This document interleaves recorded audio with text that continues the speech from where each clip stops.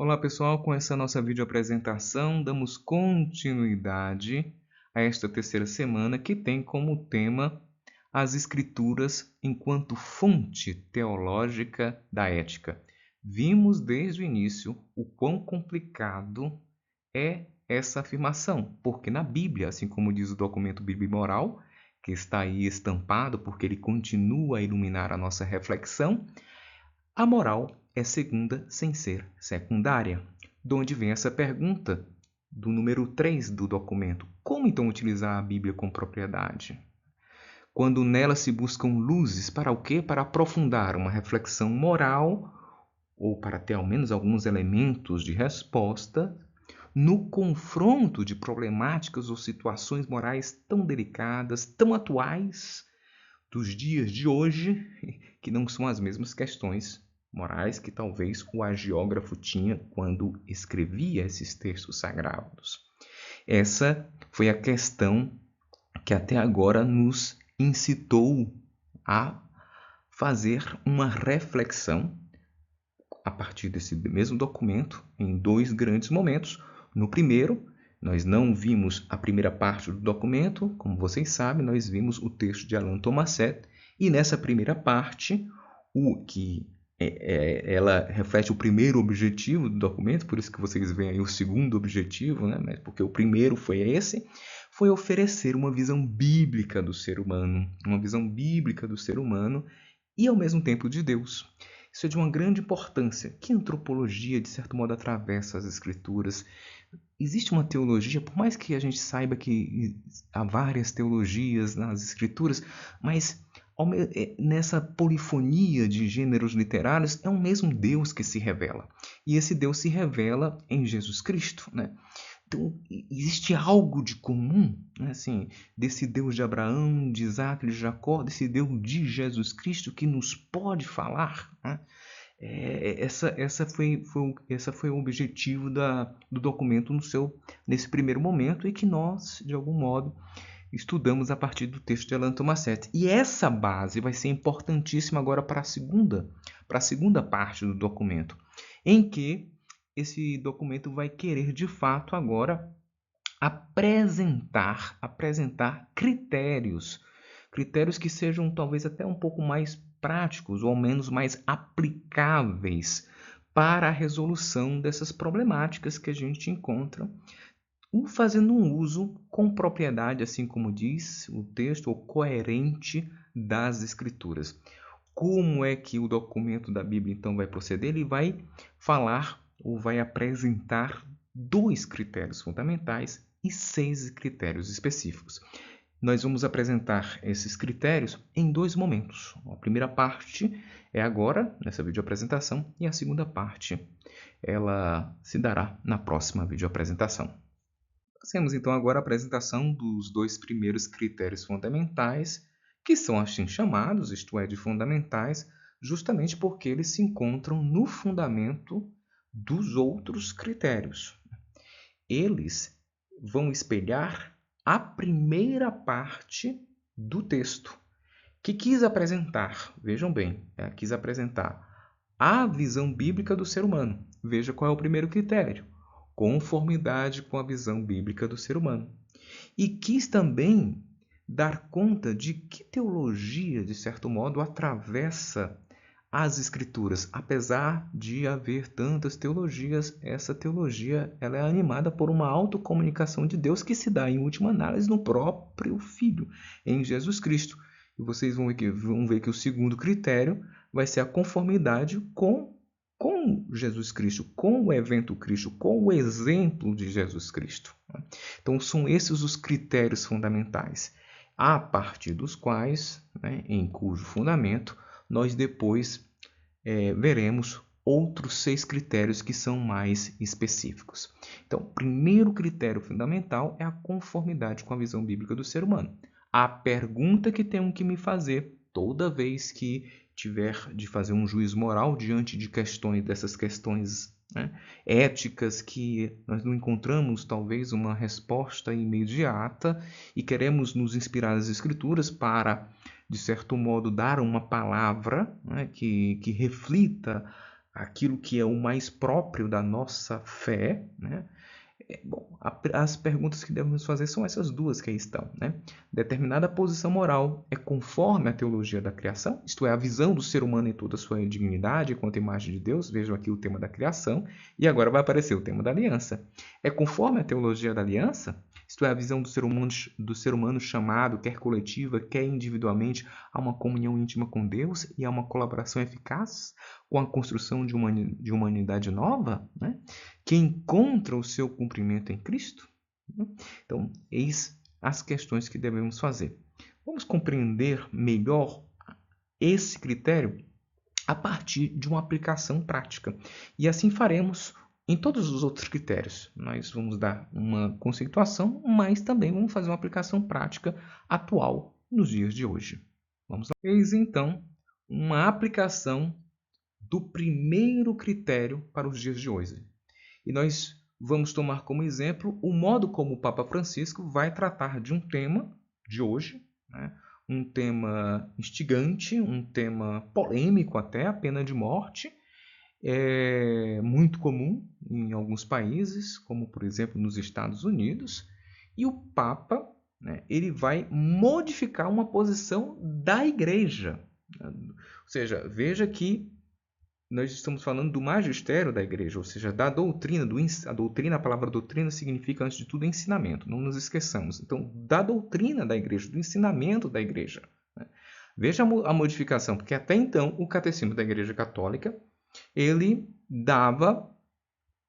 previa a possibilidade da pena de morte. E agora o Papa pediu para que a Congregação para a Doutrina da Fé elaborasse um estudo junto com canonistas e tudo mais, e eles então fizeram essa reelaboração a partir daquilo que de fato, né, assim, era o desejo do Papa Francisco, né? E nessa afirmação, depois vocês podem clicar, né, no PDF que vai acompanhar depois esse vídeo. Aí tem um hiperlink que vai levar vocês para o portal do Vatican News, onde se faz uma argumentação. Vocês vão ver que a argumentação vai se voltar justamente o quê? Sobre justamente a dignidade da pessoa humana. Assim. Antes chegou a se pensar, né, sobre essa possibilidade de eliminar uma pessoa pensando num bem maior. Mas, né, assim, se viu que isso não vai de acordo com aquilo que essa pessoa não vai perder a sua dignidade pelo fato de ter cometido esse crime, por mais vil que tenha sido esse crime. Né? Vejam então que tem um ponto aqui na visão bíblica do ser humano, da criação, que é criado com dignidade. Né? E ao mesmo tempo a gente pode ter um paralelo também no tema da aliança, porque a aliança mostra como somos esse dom que sempre nos precede, ele sempre é imerecido. É sempre merecido, né? E essa aliança ela vai se dar já a partir de um crime também, que é Caim e Abel. Né? Assim, Caim mata Abel. Né? Assim, e ao mesmo tempo Deus de novo refaz a aliança. Deus refaz a aliança depois com Noé, depois de tanta morte. Sempre essa aliança é refeita. Né? E eis então um exemplo de aplicação atual desse critério. Segundo critério fundamental, conformidade com o exemplo de Jesus. Até a sabedoria popular ela consegue conceber a importância desse exemplo. Né? Diante então de uma questão hoje moral, a gente sempre vai se perguntar, mas essa questão ela é conforme de fato à prática de Jesus, com o seu exemplo? E a gente às vezes até se pergunta, como faria Jesus numa situação como essa? Né? E nós podemos mais ou menos intuir como ele faria a partir da prática dele, a partir da mensagem dele, da sua boa nova, que é a boa nova do reino, né? Que, de certo modo, ela é atravessada por essa perspectiva das bem-aventuranças, né? Que nos exige um amor sempre maior. Né? Então, vamos ver, neste caso também, um exemplo atual? E eu deixo aqui para que vocês reflitam sobre o exemplo desses três grandes homens, essas três grandes figuras, Mahatma Gandhi, Luther King e Mandela, que têm em comum o fato de terem escolhido até mesmo como uma ação social e política, uma postura de não violência, né? Que está em completa sintonia com aquela prática que era de Jesus e com aquilo que ele também ensinava, como nas bem-aventuranças, né? Se o inimigo faz algo, eu tenho que fazer justamente o contrário. É como se eu tivesse de vencer o inimigo pelo amor, né? E eu precedo o inimigo e o venço também através do perdão. Mandela, ele ficou preso por longos anos. Mandela, ele admirava essa postura de Gandhi, se inspirou muito nela para a sua ação social, né? E todos os três eles têm essa não violência ativa, né? como princípio, né? De transformação social, política. Mandela, quando saiu da prisão, ele depois viu que estava tão amargurado, tão ressentido, né? Por causa de tudo aquilo que o sistema tinha feito com ele, e ele parou para perceber, para prestar atenção a um ponto. Ele se dizia que talvez eu acho que na prisão eu estava me sentindo mais livre do que agora. É como se ele se sentisse então escravo desse próprio rancor que ele estava.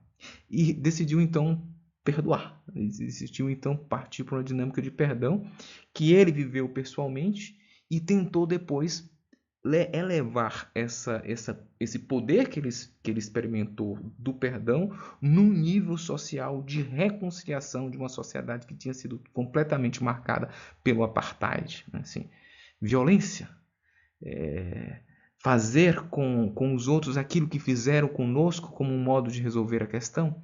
Ele viu que não era esse o caminho, né? E partiu então para essa ação que foi tão transformadora na África do Sul, inspirado, né, como cristão também que era, assim, num princípio fundamental de Jesus, da sua prática. E passemos agora aos critérios específicos, que têm esse nome justamente porque eles querem especificar esse fundamento que nós já apresentamos. Eles são 6 critérios: convergência, contraposição, progressão, dimensão comunitária, finalidade, discernimento. Nesta videoapresentação, iniciaremos com os 2 primeiros critérios. E a gente passa agora para a apresentação do primeiro critério específico, que é o da convergência. Como o próprio nome indica, há aqui um movimento de encontro, de convergência entre o quê? Entre a moral, por exemplo, que nós encontramos nas Escrituras, e a moral de outros povos. Nós vimos que muito do material que aí está na Bíblia, ele é comum a outros povos.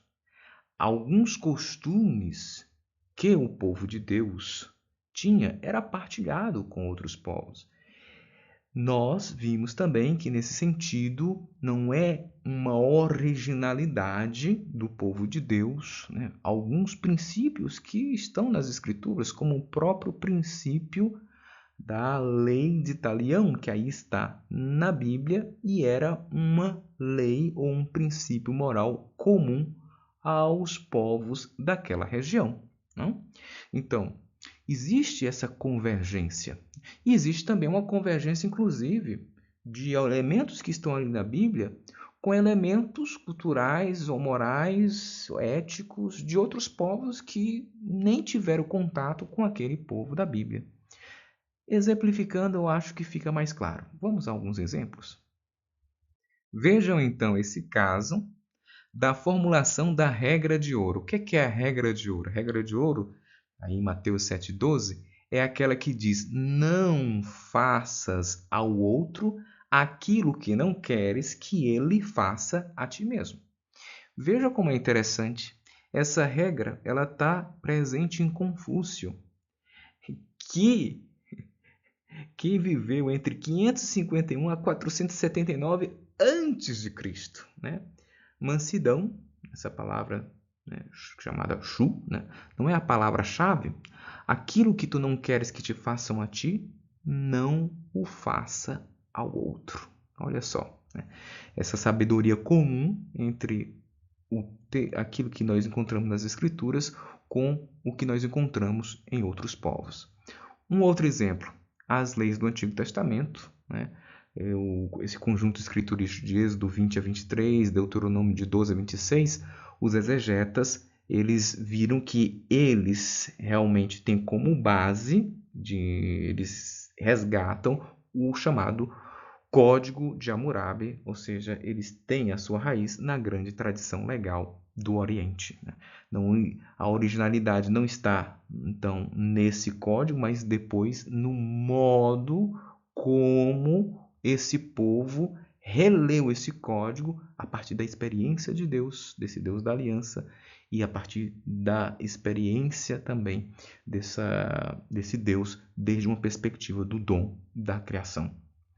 Você talvez tenha achado interessante a apresentação, mas se perguntado, mas como esse critério pode de fato me ajudar a resolver questões tão atuais como nós temos nos dias de hoje? Nós vamos dar aqui alguns exemplos, todos eles são exemplos de como a atual cultura, a atual sabedoria ética presente nos povos, presente na humanidade, presente na sociedade de hoje, nos levou a repensar, inclusive, algumas posições nossas dadas como adquiridas. Vamos dar como primeiro exemplo a questão da escravidão, né? Nós estamos aqui num tema do grande leque dos direitos humanos, que, como nós bem sabemos, ele pode receber muita fundamentação a partir tanto da teologia da criação quanto da teologia da aliança. O ser humano é criado com dignidade. Como pensar, então, a escravidão? Né? Como um ser humano que seja vendido? Né?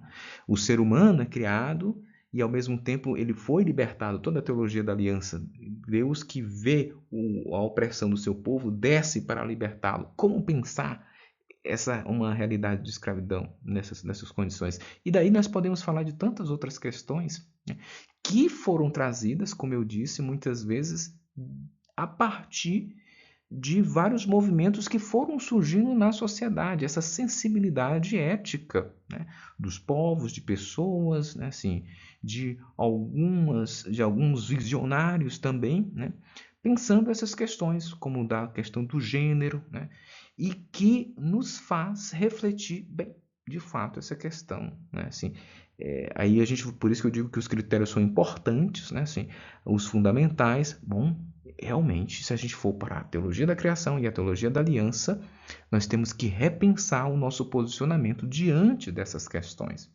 A questão ecológica, por exemplo, ela também tem até um impacto, assim como foi com a questão da pena de morte, numa mudança até mesmo da doutrina da igreja, do ensinamento da igreja.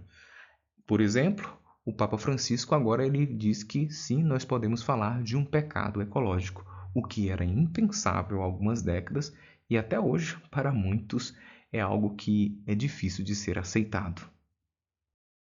Critério da contraposição.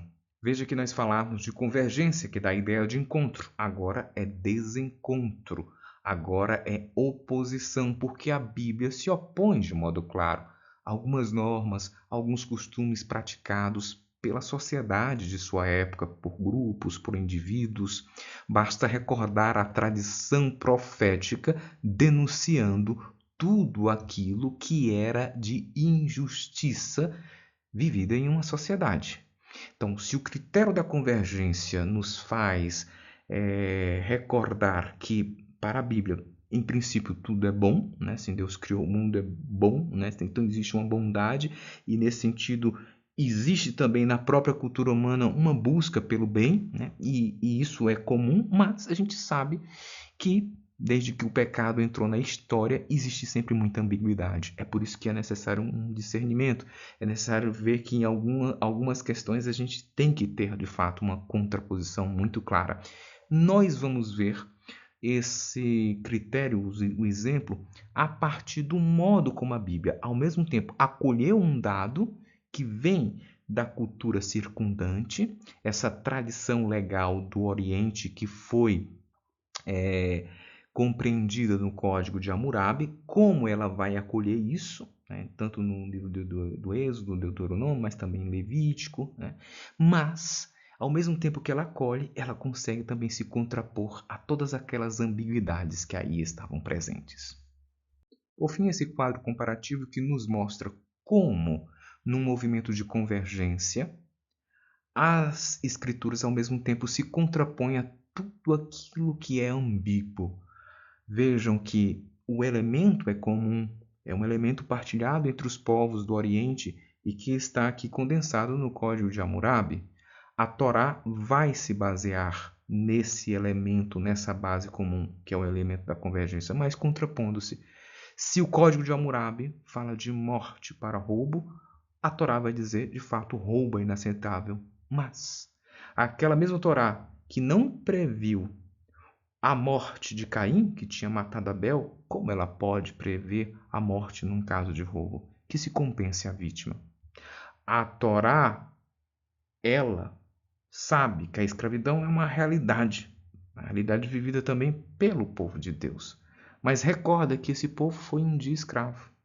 Então, se o Código de Hammurabi prevê morte por ajudar um escravo a fugir ou então abrigá-lo, a Torá vai se contrapor. Né? Ela não vai se contrapor aqui, vocês estão vendo como nós hoje nos contrapomos, né, à escravidão enquanto tal, né? Mas vai se contrapor sim a ter de devolver um escravo, porque um dia eu fui escravo no Egito e sei que se esse escravo fugiu é porque muita injustiça foi praticada. Não nos esqueçamos que o Shabat não era simplesmente para a pessoa, mas também para o escravo, para a terra, para o animal. E a experiência ainda maior do jubileu era uma experiência até mesmo de perdão de algumas dívidas, como se retomando essa originariedade da criação, né? Onde não havia escravidão, onde não havia senhor nem escravo. Por fim, distinção de classes, né? E aqui severas, né? Severas penas às pessoas que praticarem qualquer ato contra uma pessoa de classe superior, né? E médias penas, se for uma classe um pouquinho mais inferior. Muito bem, aqui é taxativo, não farás acepção da pessoa, e não é Tiago que está dizendo isso, já é o livro de Levítico. Não há aqui margens para uma política do sabe com quem você está falando, que acontece não simplesmente no ambiente social, mas até mesmo naquele eclesiástico. Finalizamos então nossa videoapresentação com a atualidade desse critério da contraposição. Na Bíblia existe uma tradição profética que se contrapunha diretamente à idolatria, tudo aquilo que quer se colocar no lugar de Deus, sejam pessoas, né? Seja inclusive o dinheiro, né? Uma tradição profética da qual partilha Jesus, né? Ao dizer não podeis servir a Deus e ao dinheiro, algo tão atual nos dias de hoje. De modo que o documento, né, conclui: enquanto o mundo ocidental continua a gozar de um alto padrão de vida, essa prosperidade mantém-se às custas da pobreza da maioria da população mundial.